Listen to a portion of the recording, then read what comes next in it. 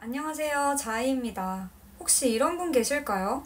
제가 영어 노배인데 아무리 영어 공부를 해도 점수가 안 올라요. 그런 분들, 이 영상 필수로 시청해주세요. 지금부터 4단계 영어 노배에서 고득점으로 가는 실전 적용 기법을 낱낱이 알려드리고자 합니다.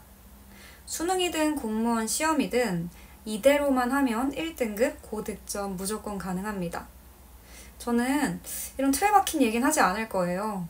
뭐, 하루에 영어 단어 100개 이상 외워보세요. 아니면 기출 10번 이상씩 돌려봐야 합니다. 뭐 이런 지긋지긋하고 뻔한 말들 더 이상 하지 않습니다.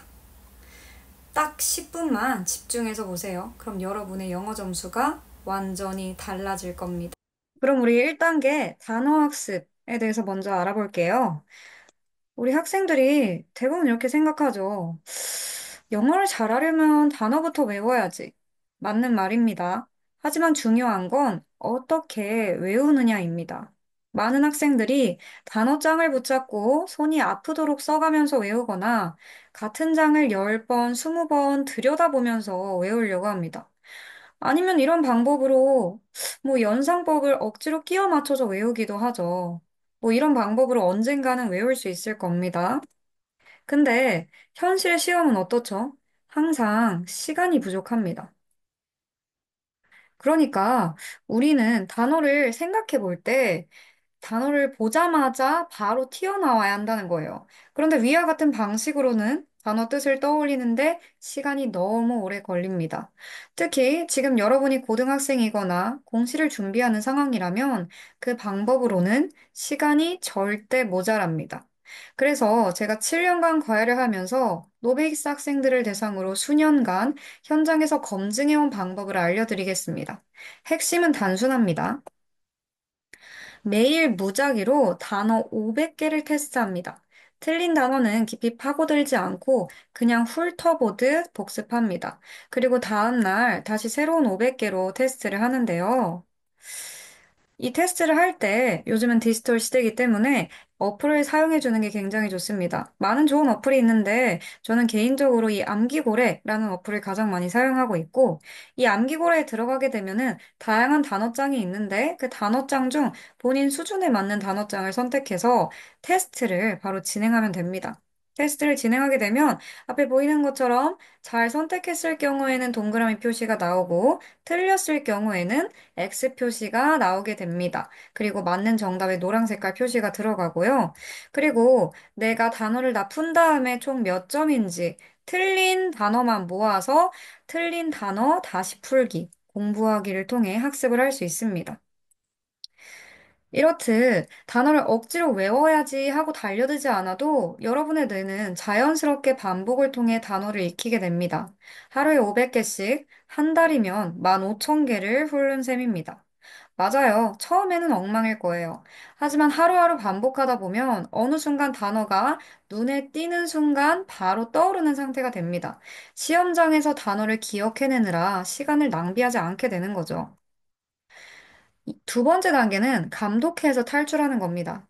단어만 알면 해석이 될 거라 생각하시는 분들이 많습니다. 하지만 4, 5등급 아래에 머무는 학생들의 공통점은 문장을 감으로 때려 맞히며 읽는다는 겁니다. 실제로 이렇게 해석하는 경우도 많습니다.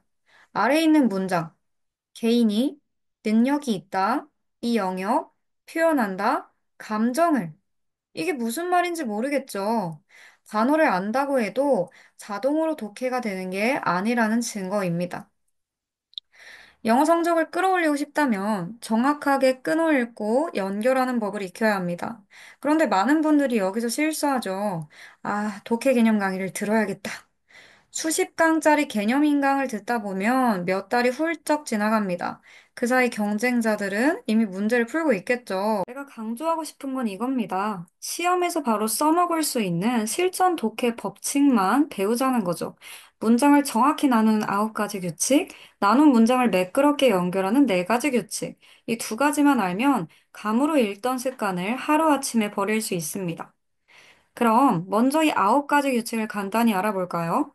모든 문장은요, 항상 주어랑 동사가 있죠. 그걸 기본문이라고 해요. 이 기본문이라는 게 좀 더 크게 말하면 1형식부터 5형식까지를 얘기하는 거예요. 근데 여기 뭐가 붙어서 문장이 길어질까요? 아래 나와 있습니다. 첫 번째, 접속사가 붙어서 길어지죠. 두 번째, 관계사. 세 번째, 전치사구. 네 번째, 투부정사. 다섯 번째, 현재 분사. 여섯 번째, 과거 분사가 붙어서 길어집니다. 모든 문장은 딱이 6개 때문에 길어지는 거예요.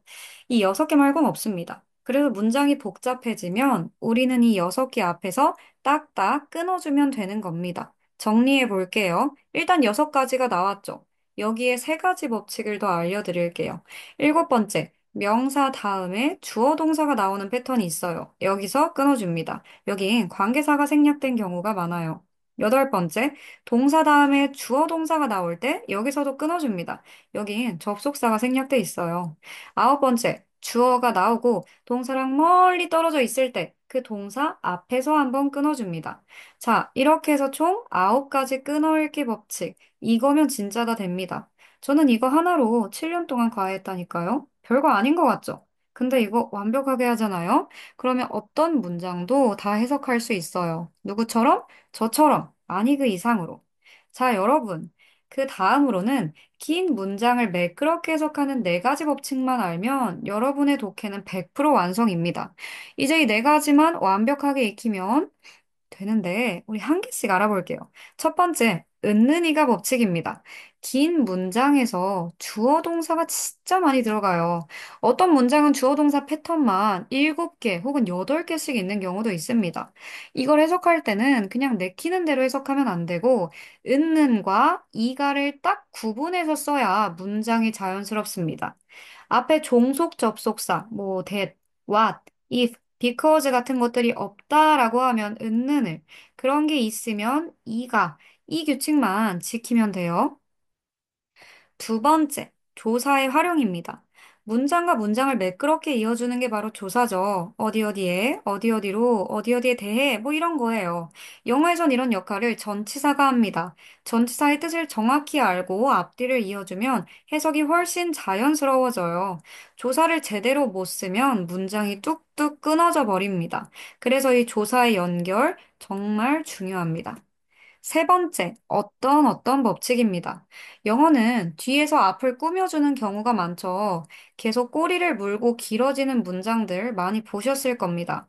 해석할 때는 이렇게 하세요. 속으로 계속 반복합니다. 어떤 재배된 사과, 어떤 기사, 사과가 발암물질을 포함한다는 기사, 뭐 이런 식으로요. 그래서 우리 밑에 있는 예문을 통해 보면 어떤 개인, 감정을 능숙하게 잘 표현하는 개인, 이렇게 어떤을 하면서 뒤에서 앞으로 붙여나가면서 나가다 보면 아무리 긴 문장도 자연스럽게 해석이 됩니다. 네 번째, 자주 나오는 패턴 익히기입니다. 투부정사 앞에 for 플러스 명사가 나오면 그 명사를 뭐뭐이가로 해석합니다. 콤마 뒤에 ing가 나오면 뭐뭐 하면서로 해석하고요. as는 뭐뭐 할 때, 뭐뭐 때문에, 뭐뭐로써, 뭐뭐처럼 이 4가지로 해석되는 경우가 90% 이상입니다. how는 형용사 부사 뒤에 있다면 얼마나로, 명사나 대명사 뒤에 있다면 어떻게로 해석해주면 됩니다. as, 원급 as. 이게 가까이 붙어 나올 땐 쉽지만 저 멀리 떨어져 있을 때 문장이 굉장히 어려워지거든요. 그랬을 때는 as 앞에는 해석하지 않고 뒤에 있는 as만 뭐뭐처럼이라고 해석해주면 됩니다. 그 다음부터는 하루에 30분씩 내 지문씩 이 방법을 적용해서 꾸준히 풀어보세요. 그걸로도 충분히 실력이 쌓입니다. 3단계는 듣기입니다. 우리 듣기는 하루에 30분이면 충분해요. 많은 분들이 듣기는 오래 해야 된다고 생각합니다. 아니요. 하루 30분이면 됩니다. 단, 방법이 중요하죠. 평가원 기출 문제집을 준비하세요. 하루에 4문제만 풀면 됩니다. 이걸 다 하면 한 10분 정도 걸릴 거예요. 나머지 20분은 내가 놓쳤거나 좀 헷갈렸던 문제들을 반복해서 듣습니다. 들리는 단어나 문장을 받아 적고 내가 쓴 것과 실제 스크립트를 비교합니다. 마지막으로는 그 지문을 처음부터 끝까지 다시 들어보세요. 이 과정을 매일 반복하면 듣기 때문에 점수를 잃는 경우는 거의 없어집니다. 마지막 4단계, 빈칸, 순서 삽입, 어법, 유형입니다. 여기서부터는 상위권을 가르는 영역이에요. 3등급까지는 단어, 독해, 듣기만으로 충분히 가능합니다. 하지만 2등급, 1등급을 목표로 한다면 빈칸, 순서, 삽입 문제를 반드시 연습해야 합니다. 이 유형을 정복해야만 상위권으로 올라갈 수 있어요. 어법은 언제 하냐고요? 빈순삽 연습을 시작할 때 같이 하시면 됩니다. 두꺼운 어법서나 복잡한 강의 필요 없습니다. 짧고 간단하게 빠르게 끝낼 수 있는 자료로 충분합니다. 어법은 길게 붙잡지 마세요. 3주, 늦어도 4주 안에 정리해 버리는 게 좋습니다. 그럼 지금까지 말했던 걸 마지막으로 한번 정리해 볼게요. 첫 번째로 단어, 억지로 외우려고 하지 말고 앱을 활용해서 매일 500개씩 테스트하면서 대충 훑어보며 반복한다. 두 번째 독해, 방대한 인강 대신 바로 써먹을 수 있는 독해 법칙을 통해서 감독해서 탈출하자. 세 번째 듣기, 평가원 기출로 하루 30분씩만 네 문제를 풀면서 받아쓰기를 반복하자. 마지막 네 번째, 빈순삽과 어법 유형. 이 유형은 상위권을 가르는 문제들로 짧고 강력하게 공략한다. 자, 이 네 단계를 차근차근 실천해 보세요. 그러면 나는 영어는 안 돼. 라는 생각에서 벗어나 수능 영어 1등급, 공무원 시험 고득점이라는 현실적인 결과를 경험하게 될 겁니다. 여러분도 할 수 있습니다. 지금 바로 시작해 보세요. 끝까지 시청해 주셔서 감사합니다.